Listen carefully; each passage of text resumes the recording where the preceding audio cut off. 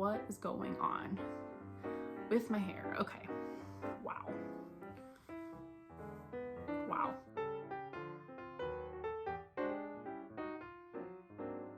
Hey everyone, this is Kelsey. This is Essentially Book. Thank you so much for stopping by my channel today. And today I'm going to talk about my 2024 reading goals and channel goals, maybe a few life goals, you know, just this is the goal video. I approached 2023 just pretty much in the same way that I always did. Lots of reading challenges, wanting to read my shelves. In that goal video, I talked a lot about different ways to target my unread shelf. And then I, on a whim, decided to do my book of the month challenge. So then I kind of bypassed my unread shelf challenges. I am going to continue on with that book of the month challenge in 2024, as I've talked about, but I think I'm going to bring back those challenges from 2023 that are just more random. So while I didn't necessarily focus on those in 2023, I will talk about that more, but that was one of the, like, as far as reflecting on how I read last year, I wanted to read book club books from like Modern Mrs. Darcy that I'd missed and from my other book clubs that I'd missed. I didn't do very hot on that. I read a couple. I know I read like This Tender Land by William Kent Kruger. I read The Reading List,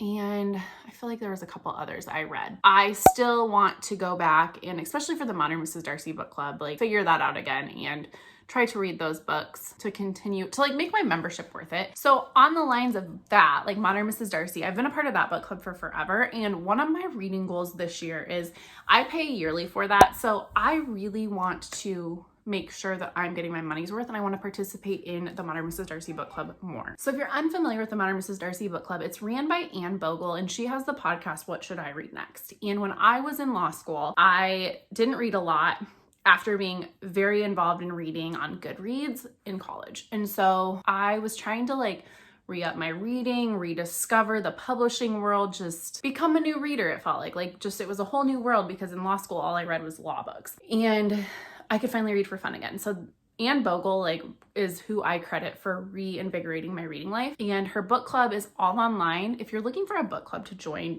and you're struggling to find in real life ones, this one is actually really good. So every month you read a book. Usually she gets the author for the book chats and you meet like usually like the third or fourth week of the month for that. She has a summer reading guide that's really awesome. And as a book club member, you get exclusives to that.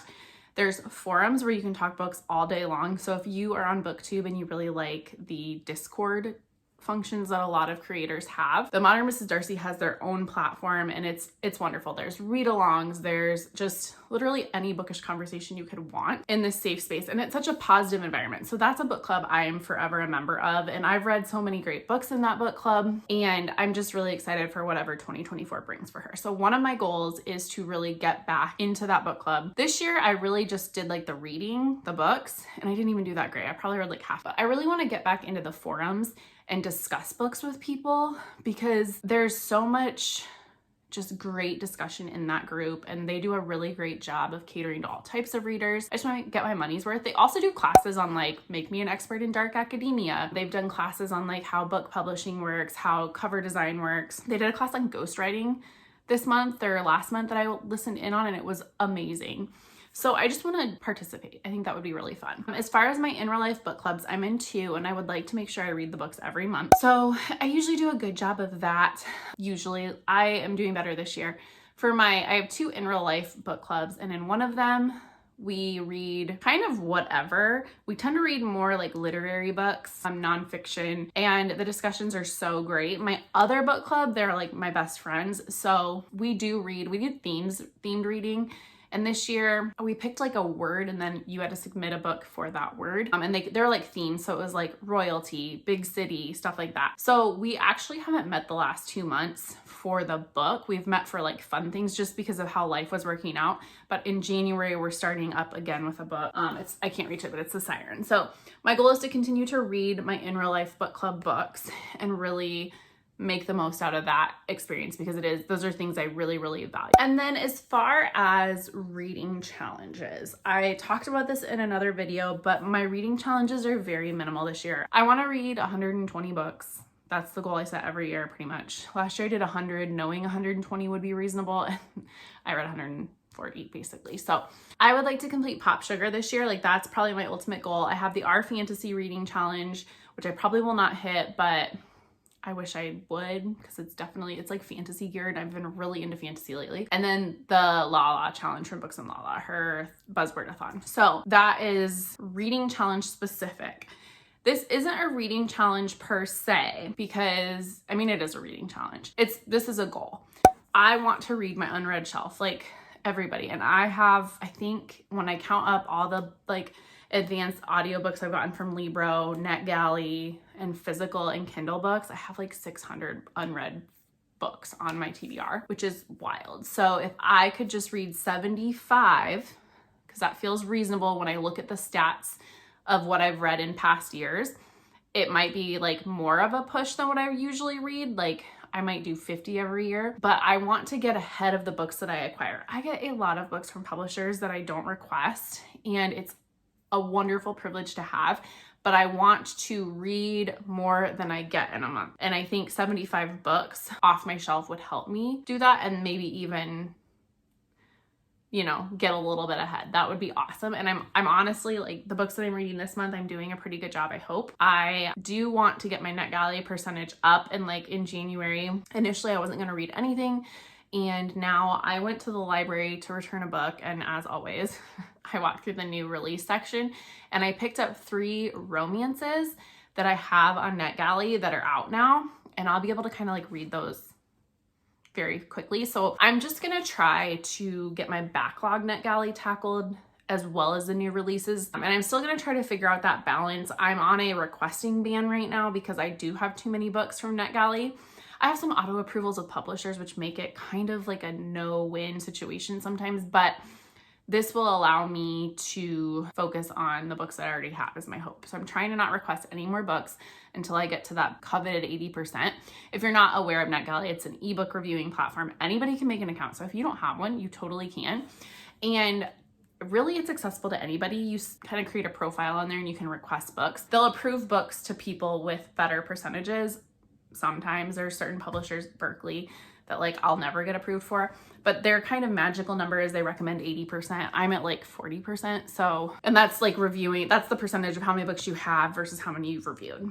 So 80% is the threshold. All right. And then with that, reading books on my shelves, I put 75, and I would like them to at least be 25 physical, 25 NetGalley, 25 Kindle or audiobooks, because I don't know about you guys, but there's Kindle daily deals, and there was a period where I would be like, pay for these books because they were $1.99, and now I have a ton of Kindle books, and the way the Kindles are organized is not the best. Much like Goodreads, I don't understand why Amazon doesn't invest more money into like software. What do I know?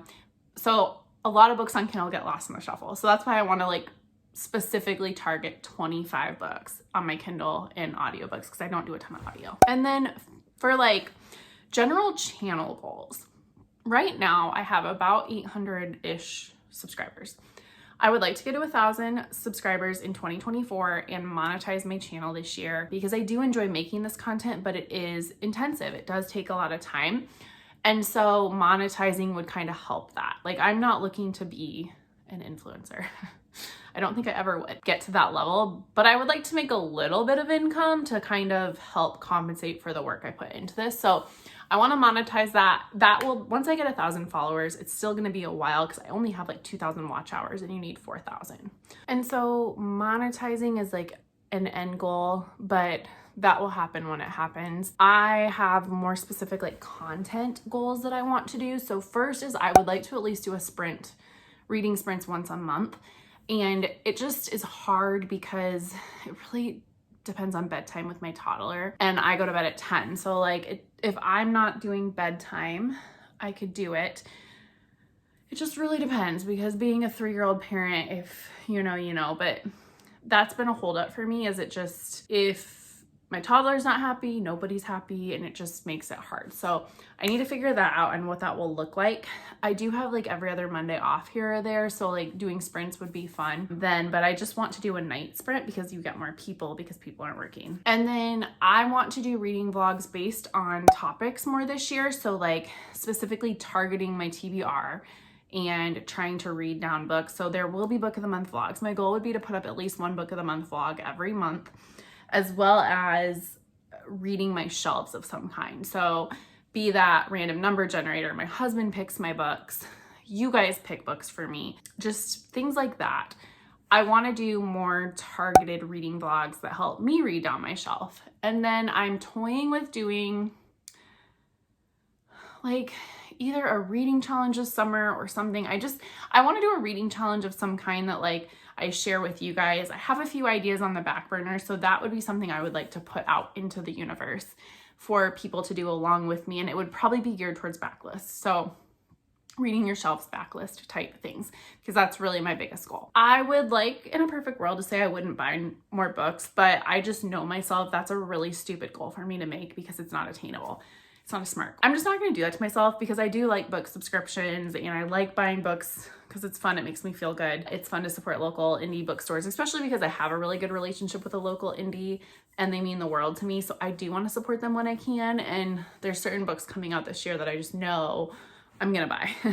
So I'm just not even gonna put that on there. So I think the goal of reading more books off my shelves than what I get would be a really good goal for me each month. So maybe that would be a fun like reading vlog or something, or just a stat when I do my month end wrap up. Like that's something I just thought about as I was filming this. So maybe that will be something you guys will see like every month, is how many books I actually brought into my house and how many I've read from my physical shelf. And maybe I have to read those. If it doesn't work out that way where I'm reading more than what I gained, I have to read that many the next month. I don't know. I'm just thinking out loud at this point. It is just such a privilege to be a bookish creator and get to talk about the things that I like and that people watch my shows, that people watch my content. It's just a huge honor. So I just want to spend this year being grateful for that. And like, I want this to be fun. So an ultimate goal is that this will always be fun. And the second it's not fun, I'm not going to do this. Like that's just not healthy for anybody. So I just want this to continue to be fun. And I'm so grateful for every one of you who has found me and comments and likes and subscribes, all of that. I'm so grateful for you. And so one of my goals is just to keep doing this and enjoy it and then like get to know you guys too. So I'm really, really thankful for all of you, and I'm really excited to see what 2024 reading looks like. And until the next video, everybody, I will see you later. Bye.